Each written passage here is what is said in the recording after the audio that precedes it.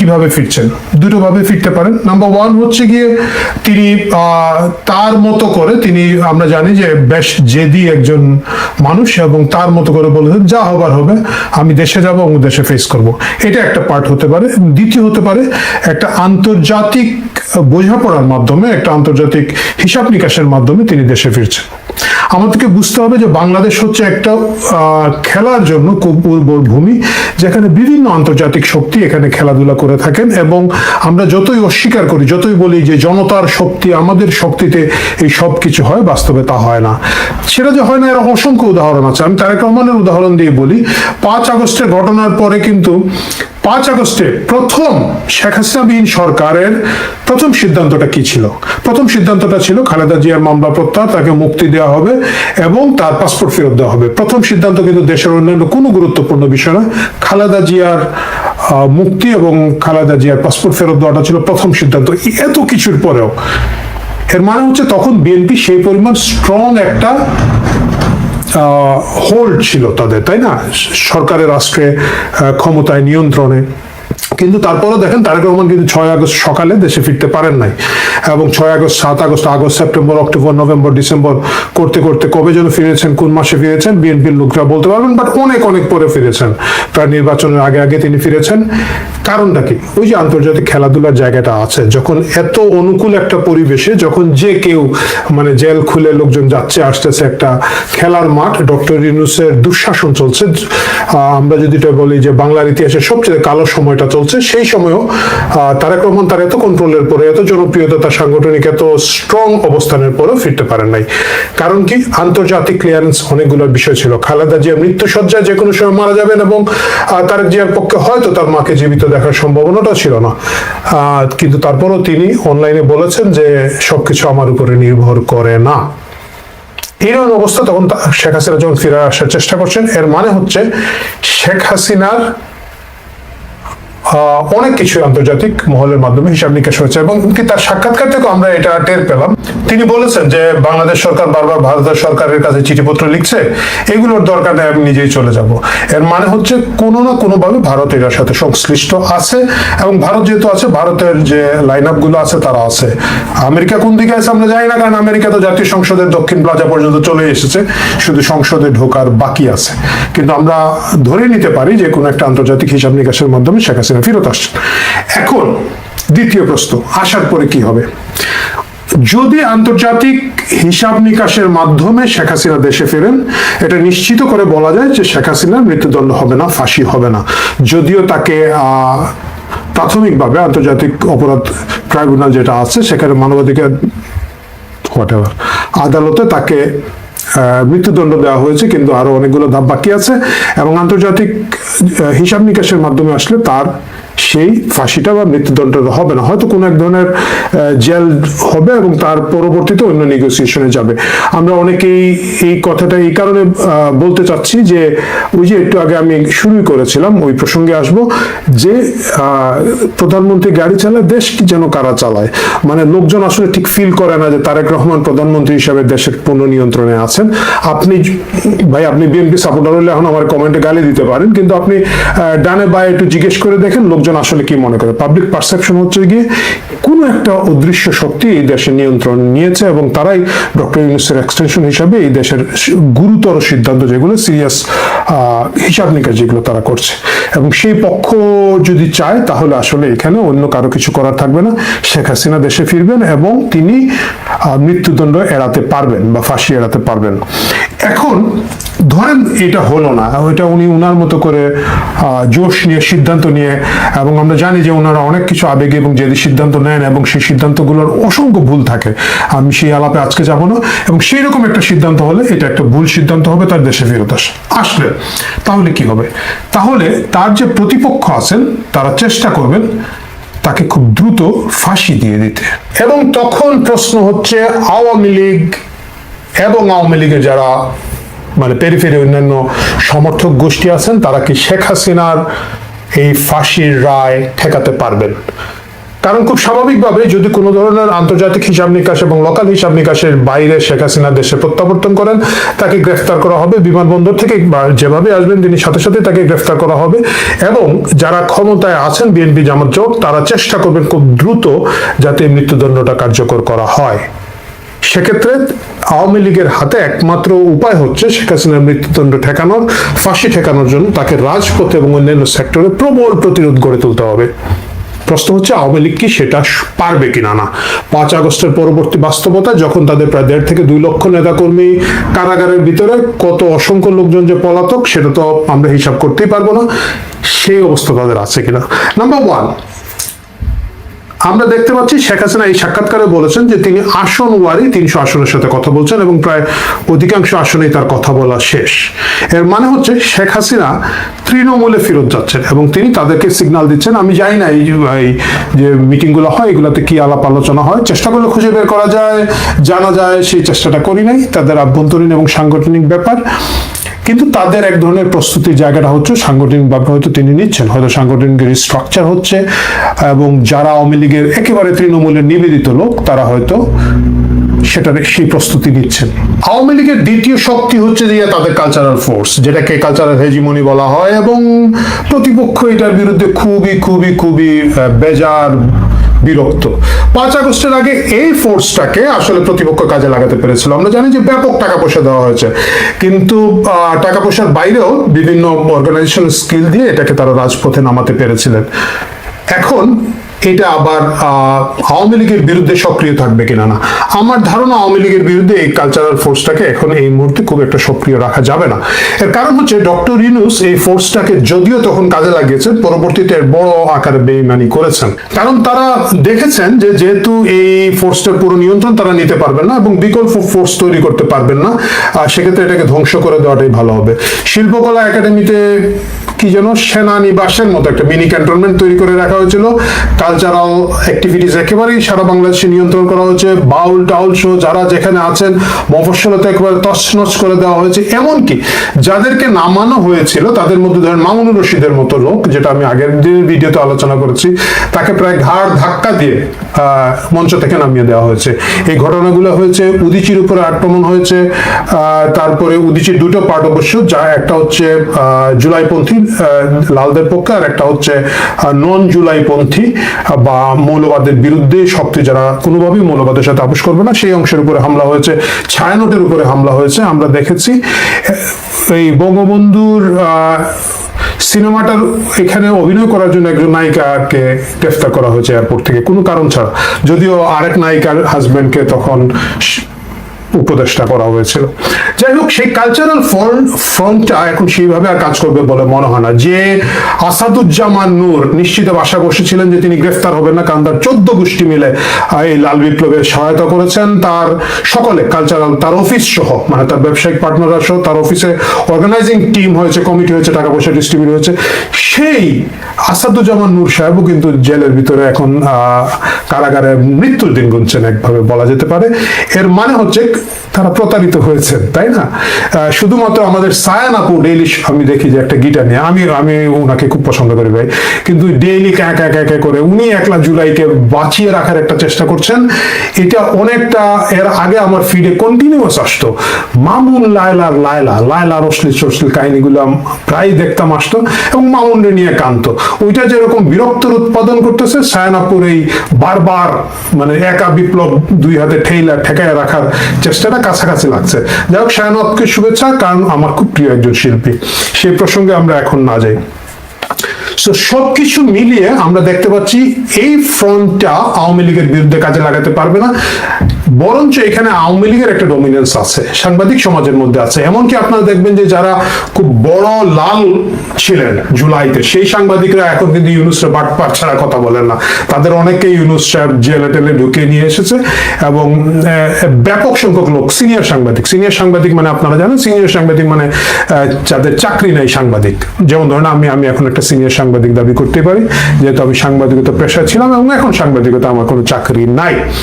So এই spoke person গুলো কিন্তু এখন ইউনুসপন্থীদের হাত থেকে সরে এসে উল্টো দিকে কথা বলছেন। আগেই ভালো ছিলাম এই টোনটা ছলে বলে কৌশলে দেওয়া শুরু করেছেন। সুতরাং এই জায়গাটাও আওয়ামী লীগ একটা বড় অ্যাডভান্টেজ পাবে। প্রশ্ন হচ্ছে সেক্ষেত্রে কি লড়াই অনিবার্য? সেক্ষেত্রে লড়াই অনিবার্য, এটাকে ঠেকিয়ে রাখার কোনো উপায় নাই।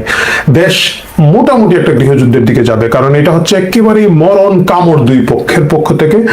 দেশ এখন কেন সেই জায়গায় যাবে? কারণ হচ্ছে গত 5 আগস্ট পরবর্তী সময় দেশের ভিতরে যে সহাবস্থান, ন্যূনতম একটা ভদ্র সহাবস্থান ছিল, এই জিনিসটা ধ্বংস হয়ে গেছে।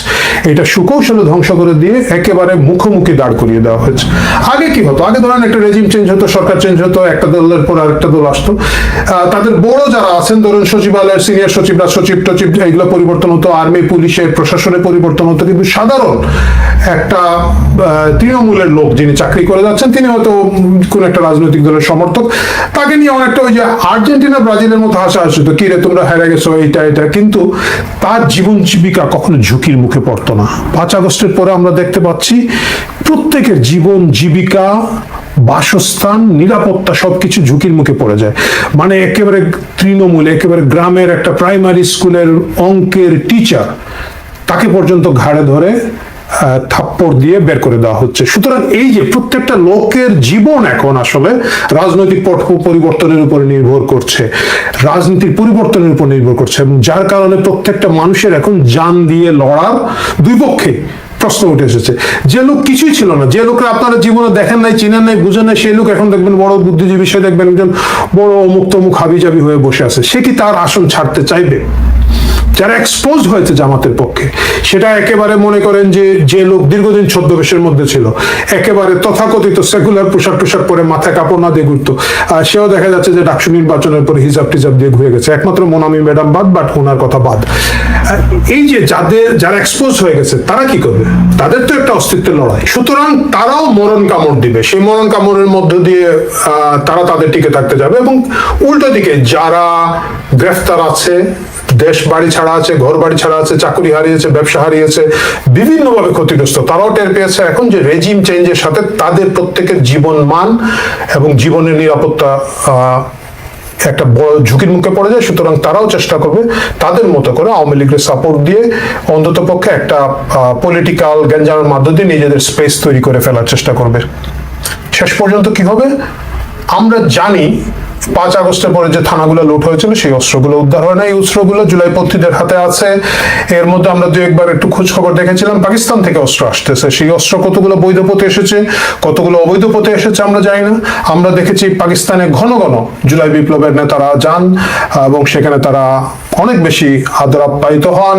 পাকিস্তান হাই কমিশনের সাথে দেখা করেন অনেক লোকজন। সুতরাং আমরা ধরেই নিতে পারি আইএসআই অ্যাক্টিভলি এখানে কাজ করবে এবং তারা চেষ্টা করবে শেখ হাসিনার ফিরে এসে নিরাপদে থাকার, পলিটিক্যাল ফিরে আসা, তাকে যে কোনো মূল্যে প্রতিহত করতে। উল্টো দিকে হাসিনাপন্থী যে রাজেন, অবভিয়াসলি অস্বীকার করার কিছু নেই, ভারত হয়তো চেষ্টা করবে কিছুটা সাহায্য করতে। ভারতের গোয়েন্দা সংস্থা যদি আইএসআই উল্টো দিকে থাকে, এদিকে থাকার চেষ্টা করবে। চায়না এখানে একটা বড় প্লেয়ার হয়ে গেছে, টার্কি একটা বড় প্লেয়ার হয়ে গেছে, বাট এটা একটা বড় আকারের ফাইটে যাচ্ছে।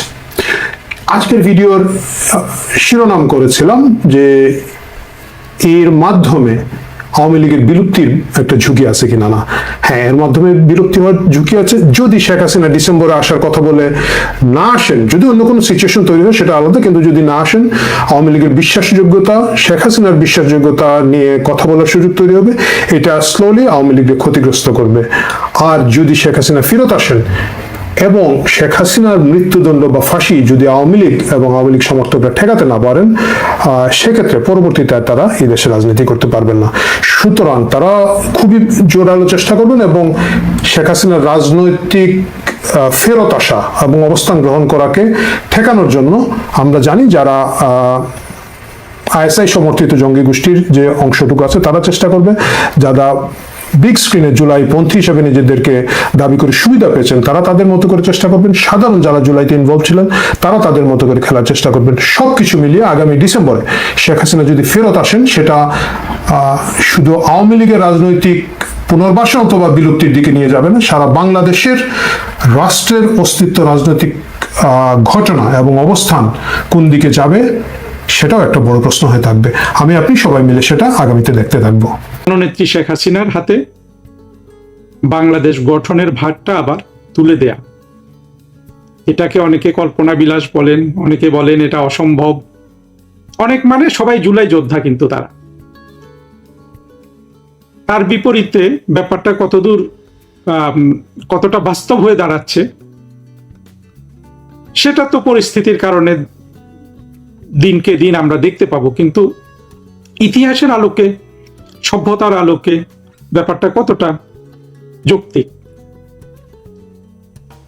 সেটা বলার আগে আমরা আসলে যে জিনিসটা আমাদের এখানে দেখতে হবে, যে এই যে জুলাই জঙ্গি উত্থান, সেখানে অনেক মানুষের মৃত্যু হয়েছে, বেশিরভাগ মৃত্যু জঙ্গিদের দ্বারা, জঙ্গি এবং সাধারণ মানুষ, শিশু খুন, এবং পরবর্তীতে আওয়ামী লীগ, হিন্দু, এদের উপর নির্যাতন, খুন, বাড়িঘর লুটপাট, অগ্নিসংযোগ, এবং যে ধরনের বর্বরতা আমরা আগে কখনো বাংলাদেশে দেখিনি, মব নামে সেই বর্বরতা চালু করা ইউনূসের নেতৃত্বে। জুলাই জঙ্গি উত্থান আমাদের বাংলাদেশ রাষ্ট্রের শত্রুকে চিহ্নিত করতে সক্ষম করেছে। মোটা দাগে বাংলাদেশ রাষ্ট্রের শত্রু কারা? এক হলো 1971 সালে জেনারেল নিয়াজির হাত ধরে যারা আত্মসমর্পণ করেছিল, সেই 16 ডিসেম্বর রাজাকার, আল বদর, আল শামস নামক নানান সন্ত্রাসী, জঙ্গি, মৌলবাদী গোষ্ঠী, এটা বাংলাদেশের একটা শত্রু। আরেকটা শত্রু হলো ঠিক তাদের বিপরীত পাকিস্তানি সেকুলার। এটা নিয়ে অনেক কথা বলেছি, সংক্ষেপে পাকিস্তানি সেকুলার হলো তারা যারা সেকুলার এবং নাস্তিক, কিন্তু স্বপ্নে পাকিস্তান দেখে, যারা ভারত ভাগের সময় পাকিস্তান নামক একটা স্বপ্নের রাষ্ট্রে বসবাস করতে চেয়েছিল, পরবর্তীতে 1971 সালে সেই রাষ্ট্রটা ভেঙে দেওয়ার ফলে তারা আসলে মানসিকভাবে রাষ্ট্রহীন নাগরিকে পরিণত হয়েছে এই বাংলাদেশে। তাদের সেই পাকিস্তান উদ্ধার করার যে স্পৃহা বা স্বপ্ন বা মনের দৃঢ়তা বা তাদের সেই আকাঙ্ক্ষার গভীরতা এতটাই বেশি যে তারা হাত মিলিয়েছে এই জঙ্গি গোষ্ঠীর সাথে। যদিও একটা জঙ্গি গোষ্ঠীর জন্য আদর্শ পরিবেশে এই জঙ্গি গোষ্ঠী আবার এই সেকুলার গুলার, যেহেতু এরা বেশিরভাগ নাস্তিক, এদের গর্দান কেটে ফেলবে। তাহলে বোঝেন, এই যে একটা স্বপ্নের দেশ, ইসলামিক কৃষ্টি কালচারের দেশে বসবাস করার, অবাঙ্গালি দেশে বসবাস করার, এদের যে গভীরতা, এদের চাওয়া পাওয়ার যে গভীরতা, এটা তাদের মৃত্যু ভয়, মৃত্যু পরোয়া, মৃত্যুর আশঙ্কা, এগুলোর চেয়ে অনেক গভীর। এটার একটা বাস্তবিক উদাহরণ আমরা দেখেছি যে অধ্যাপক আবুল কাশেম ফজলুল হক নামে এক ব্যক্তি, তার পাকিস্তান উদ্ধারের স্বপ্ন এতটাই গভীর যে তার ছেলেকে যখন জঙ্গিরা মেরে ফেলে, সে কিন্তু জঙ্গিদের ক্ষমা করে দিয়েছিল, কোনো রাগ ঢাক তার ছিল না। এই পাকিস্তানি সেকুলারদের মনোবেদনা আমরা বুঝি, আমাদের বুঝতে হবে, সবাই বুঝি না, কিন্তু তারা এবং জঙ্গি গোষ্ঠী হলো আমাদের বাংলাদেশের অসাম্প্রদায়িক, আধুনিক, গণতান্ত্রিক, সমৃদ্ধ, ইতিবাচক বাংলাদেশ গঠনের পথে কাঁটা। এই যে দুটো কাঁটা, এদেরকে আমরা সুস্পষ্টভাবে চিহ্নিত করতে পেরেছি, এবং তারা 2024 একত্রিত হয়ে আমরা যেসব কথা এখন বলছি, এই কথাগুলোকে প্রমাণ করেছে। আমরা শুধু এখন একটা ধারাভাষ্য দিচ্ছি। হ্যাঁ, এখানে আপনার আওয়ামী লীগের সরকারের পতনের অনেক কল্পকাহিনী এবং বাস্তব কিছুও বলে যে এই সরকারের ভুল ত্রুটি ছিল, এই ছিল, সেই ছিল, অপরাধ ছিল। ধরলাম সবই ছিল, সব সত্য। এই জুলাই জঙ্গি উত্থানকারীদের পক্ষে যারা কথা বলে, সব, এমনকি সব যদি সত্য হয় ওরা যেসব কথা বলে, তাও 24-এ বাংলাদেশ রাষ্ট্রের উপর যে আঘাত এসেছে এবং বাংলাদেশ রাষ্ট্রের যে ধ্বংস সাধন করা হয়েছে, যে ক্ষতির মুখে বাংলাদেশকে ফেলে দেওয়া হয়েছে, সেই অপরাধগুলো আওয়ামী লীগ সরকারের হাজার দোষ গুণ আপনি যতই খুঁজে বের করেন, এইসব 10 গুণ যদি আরো 10 কোটি গুণ 50 কোটি গুণ আপনি যত শূন্য বাড়িয়ে দিন বেশি হয়, তার কোনোটাই কিন্তু মুক্তিযুদ্ধের বাংলাদেশের উপর এই ধরনের তাণ্ডব চালানো কোনো অধিকার তারা রাখে না, কোনো অধিকার কিন্তু তারা রাখে না। এবং পুরো জিনিসটা ছিল ষড়যন্ত্রমূলক। আমি এর আগে আপনাদের বলেছি যে কোনো একটা বাংলাদেশেই আপনি একটা গণ অভ্যুত্থান দেখেন, তার চরিত্র, তার উদ্দেশ্য কি রকম ছিল, সেটা যদি আপনি 2024-এর জঙ্গি উত্থানের সাথে মেলান, তাহলে আপনি কোনো ধরনের আপনি মিল খুঁজে পাবেন না। যেমন আমাদের 1990 সালের যে গণ অভ্যুত্থান ছিল, সেটার আকাঙ্ক্ষা ছিল নির্বাচনী গণতান্ত্রিক ব্যবস্থা, যেটা ঠিক অভ্যুত্থানের পরপর যেটার চেষ্টা করা হয়েছিল, হয় নাই বিভিন্ন কারণে, সেগুলো এখানে ব্যাখ্যা করে অনেক কথা বলতে চাই না। কিন্তু দেখেন 2024-এ যেই কথা বলে তারা জঙ্গি উত্থান ঘটিয়েছিল যে সরকারি চাকরিতে তারা কোটা রহিত করবে এবং দেশে নির্বাচন দিবে, তারা কিন্তু কোনোটাই করে নাই, তারা নির্বাচন দেয় নাই। সেই নির্বাচন যেটাকে বলে সেটা তারা বোঝেও না আসলে। জঙ্গিদের কাছ থেকে এবং বাংলাদেশের স্বাধীনতা বিরোধীদের কাছ থেকে তো আমাদের নির্বাচনের সবক আসলে নিতে হবে না, তারা তো ইনহেরেন্টলি একটা অগণতান্ত্রিক, বিভিন্ন অগণতান্ত্রিক শক্তির সমাহার, যেখানে নির্বাচন করা শুধুই চাতুর্যের মাধ্যমে ধর্মীয় জঙ্গিবাদ ছড়িয়ে রাষ্ট্র ক্ষমতা দখল করা। এবং সেইটা কত বিপদ হতে পারে এটা কিন্তু হামাস দেখিয়ে দিয়েছে প্যালেস্টাইনে। এখন তারা এটা করতে পেরেছিল কারণ আমাদের মধ্যে সচেতনতা ছিল না, মুক্তিযুদ্ধের পক্ষের শক্তির মধ্যে কোনো সচেতনতা ছিল না। তাদের পক্ষে যুক্তি আছে, কিন্তু সেই যুক্তি তারা মুখে প্রকাশ করতে পারতো না। ফলে স্বাধীনতা বিরোধীরা বছরের পর বছর মুক্তিযুদ্ধের চেতনাকে চেতনাবাজি, গালি গালাজ দিয়ে আমাদেরকে লজ্জিত করেছে। কিন্তু 2024-এর জঙ্গি উত্থানের পর তাদের কিন্তু এই সুযোগগুলো অত্যন্ত সীমিত হয়ে এসছে। আপনি দেখেন তাদের মধ্যে একমাত্র পিনাকি ছাড়া এখন কিন্তু কারো তেমন বক্তব্যের তেমন কোনো আর প্রসার নাই, কোনোটাই নেই। কারণ হলো ওদের যা চূড়ান্ত চাওয়া সেটা তো অর্জন হয়ে গেছে, কিন্তু তাদের মধ্যে শান্তি আসে নাই। কেন আসে নাই সেটাও আমি অন্য বক্তব্যে বলেছি, যে পাকিস্তানি সেকুলারদের এটা একটা অনন্ত নরক চক্র, কোনো কিছুই তাদেরকে খুশি, মানে তাদের সে স্বপ্ন আসলে বাস্তবায়ন যেহেতু অবাস্তব, সে স্বপ্নটা যে আরেকটা পাকিস্তান কায়েম করা, একটা ইসলাম ভিত্তিক মুসলিম রাষ্ট্র কায়েম করা, এইটা বাংলাদেশে অবাস্তব কল্পনা। ফলে এরা যতই আপনার জঙ্গি উত্থান করে সাফল্য পাক, এদের কাছে কিন্তু ওদের যে কাঙ্ক্ষিত লক্ষ্য সেটা যেহেতু বাস্তবায়িত হয় না, ওরা কিন্তু একটা জঙ্গি উত্থান করে এখনই কিন্তু জঙ্গি উত্থানের আবার ডাক দিচ্ছে। বিশেষ করে ফরহাদ মজারদের কণ্ঠে কিন্তু আপনি ফরহাদ মজারের কণ্ঠে অন্তত একটা ব্যক্তিকে পর্যবেক্ষণ করেন, দেখবেন যে সেই হতাশার সুর আপনি দেখতে পাবেন। তাহলে পুরো প্রক্রিয়াটাতে প্রধানমন্ত্রী শেখ হাসিনা যেটা বলেছেন যে আওয়ামী লীগ একটা প্রাকৃতিক বিশুদ্ধিকরণের মধ্য দিয়ে যাচ্ছে, এই প্রাকৃতিক বিশুদ্ধিকরণটা আমাদের জন্য অতি জরুরি ছিল।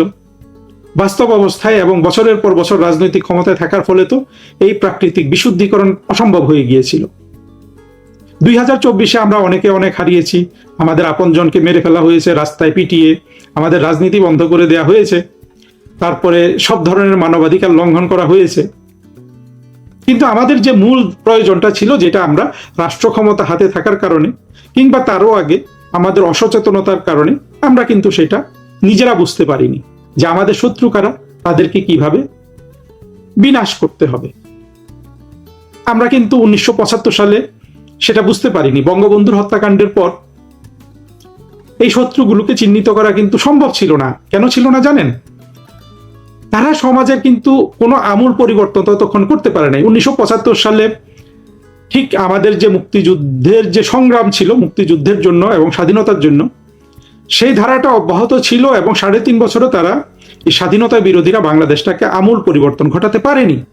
ফলে 1975 সালে বঙ্গবন্ধুর হত্যাকাণ্ডের পরও কিন্তু আমরা শত্রু চিহ্নিত করতে পারিনি, কারণ এবং করার মতো যথেষ্ট উপাদান সমাজে ছিল না। 2024-এ এসে কিন্তু ভিন্ন।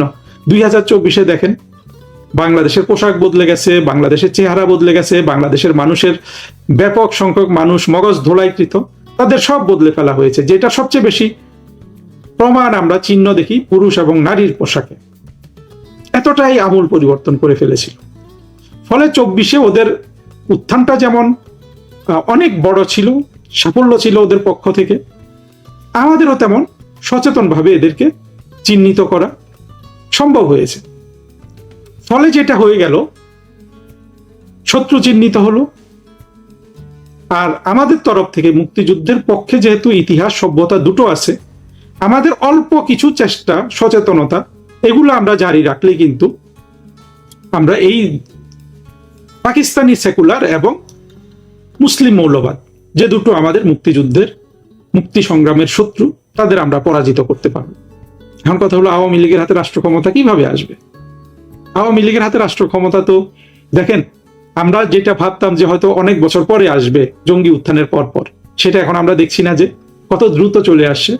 এর কারণ হলো আমাদের মুক্তিযুদ্ধ বিরোধী যে শক্তিটা, ইতিহাস এবং সভ্যতা তাদের পক্ষে না থাকাতে তারা মানুষের নিত্য প্রয়োজনীয় এবং নিত্যদিনের সমস্যাগুলি তারা মিটাতে পারে না, কোনোভাবেই তারা এটা মেটাতে পারে না। আমরা বিএনপির দীর্ঘ শাসনে আমরা দেখেছি, 1991 থেকে 96-তে দেখেছি, 2001 থেকে 6 দেখেছি, এবং এখন দেখা শুরু হয়ে গেছে আমাদের। মাঝখানে তো ইউনূস এসে লুটপাট করে চলে গেল, বিদেশি নাগরিক হিসাবে এক ঝাঁক দস্যু আসলো, লুটপাট করলো, লুটপাট করে চলে গেল তারেক রহমান সাহেবের হাতে ক্ষমতা দিয়ে। এখন দেখেন বাংলাদেশের চট্টগ্রামে বন্যার অবস্থা দেখেন। গত বছর ফেনী এবং বিভিন্ন অঞ্চলে বন্যা দেখেছেন, গত বছর না, যে বছর জঙ্গি উত্থান হয়েছিল 2024 সালে। আবার হামে শিশুর মৃত্যু দেখেন। প্রতিটা জিনিস জননেত্রী শেখ হাসিনা যদি এই দেশের হাল ধরে রাখতেন, তিনি যদি দেশের সরকার চালাতেন, কিভাবে এগুলো মোকাবেলা হতো।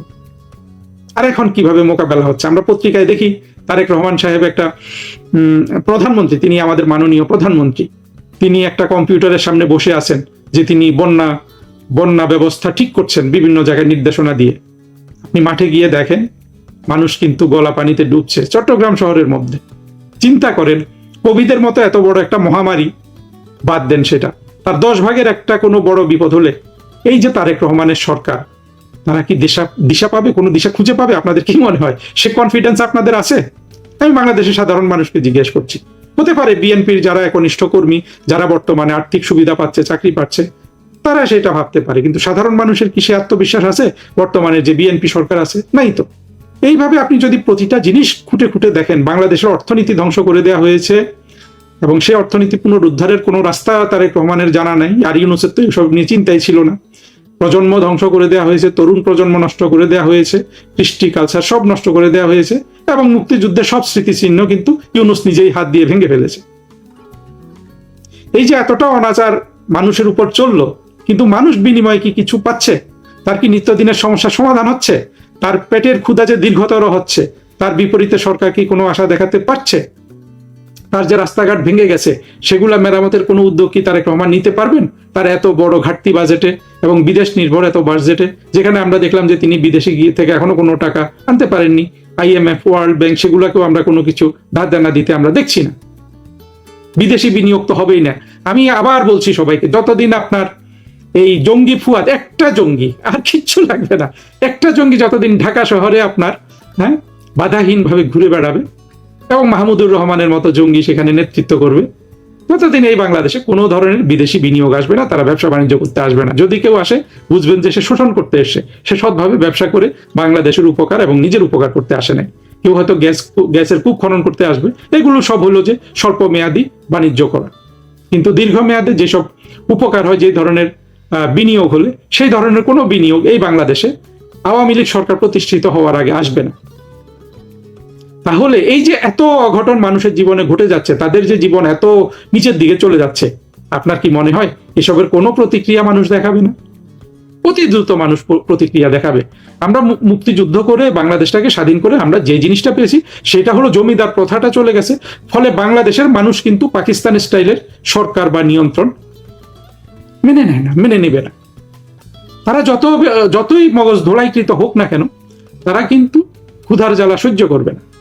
তারা দেখেছে তাদের নিকট অতীতে, তাদের স্মৃতিতে জাজ্জল্যমান যে বাংলাদেশের মানুষকে ক্ষুধা থেকে মুক্তি কে দিতে পারে, অর্থনৈতিক উন্নয়ন কে করতে পারে, বাংলাদেশে শান্তি কে দিতে পারে, আইন শৃঙ্খলা কে রক্ষা করতে পারে, এগুলা সব পারে একমাত্র আওয়ামী লীগ এবং তার নেতা জননেত্রী শেখ হাসিনা। এই জিনিসগুলো আমি অন্তত যে আশা করেছিলাম যে প্রতিদিন ধরেন X হবে, সেই অনুভবগুলা মানুষের 5 টাইমস হচ্ছে। এটা আমাদের জন্য সুখবর না। তারপরে আছে জটিল ভূ রাজনীতি, যেখানে তারেক রহমান অনেক বেশি অদক্ষ, এবং যেহেতু মুক্তিযুদ্ধের বিপক্ষের শক্তিগুলোর ইনহেরেন্টলি জন্মগতভাবে একটা অযৌক্তিক শক্তি, অযৌক্তিক আইডিওলজি, ফলে এটা কোনোভাবেই আপনার টিকবে না। ভূ রাজনীতিতে তাদের ব্যর্থতা, আমাদের ব্যর্থতা আছে। আমাদের ব্যর্থতা হলো যে আমরা প্রায়োগিক ব্যর্থতা, ওদের ব্যর্থতাটা হলো যে ওদের প্রয়োগ করার কোনো ক্ষমতাই নেই, অর্থাৎ প্রয়োগ করার কোনো ধরনের আপনার যুক্তিই নাই ওদের পক্ষে। জটিল কথা বলছি, শুধু শুনে রাখুন। কিন্তু সব মিলে হলো যে পুরো জিনিসটা কিন্তু আপনি যদি মানুষের, সাধারণ মানুষের জীবন মানের যে ক্ষতি হয়েছে, জীবনের যে ক্ষতি হয়েছে, তাদের ভবিষ্যতের যে ক্ষতি হয়েছে, শুধু যদি আপনি সেই পার্সপেক্টিভে দেখেন, তাহলেও কিন্তু বুঝতে হবে যে আওয়ামী লীগকে মানুষ এখন কোন চোখে দেখবে আগামী দিনে, 2 দিন পরে, 2 সপ্তাহ পরে, 2 বছরের মধ্যে। এগুলা কিন্তু আমাদের জন্য সুখবর। আর 24-এর জঙ্গি উত্থানকালে আমরা যেহেতু আমাদের প্রধান শত্রু চিহ্নিত করতে পেরেছি, আবার রাষ্ট্র ক্ষমতা হাতে পেলে আমরা কিন্তু এই 2 শত্রু শ্রেণীকে আমরা নির্বিষ করে দিতে পারবো। এবং আমাদের যে মুক্তির আকাঙ্ক্ষা ছিল যে একটা স্বাধীন, সমৃদ্ধ, সার্বভৌম, গণতান্ত্রিক, অসাম্প্রদায়িক রাষ্ট্র গঠিত হবে, যেখানে সকল মানুষ সম্প্রীতির সাথে বসবাস করবে, সেই কাজটা আমরা এবার শুরু করতে পারবো, যেটা আমরা অতীতে আমাদের ভুলের জন্য এবং এই ধরনের বড় বিপর্যয় না হওয়ার জন্য আমাদের মধ্যে সচেতনতা না আসাতে আমরা করতে পারিনি। আমরা মানুষকে সমৃদ্ধি দিয়েছি, এবার কিন্তু পুরো আমরা মুক্তিযুদ্ধের আকাঙ্ক্ষা, মূল্যবোধ, চেতনা সবগুলা বাস্তবায়ন করার আমরা একটা মোক্ষম সুযোগ পেয়ে গেছি। এই সুযোগটা আগামীকাল, পরের দিন, এইভাবে প্রতিদিন আমাদের হাতের মুঠোয় চলে আসছে। এবং এটাই কিন্তু আমাদের বাংলাদেশের জন্য, বাঙালি জাতির জন্য, আমাদের রাষ্ট্রের জন্য, আমাদের মুক্তিযুদ্ধের জন্য, এমনকি মানব সভ্যতার জন্য সবকিছুর ফেভারে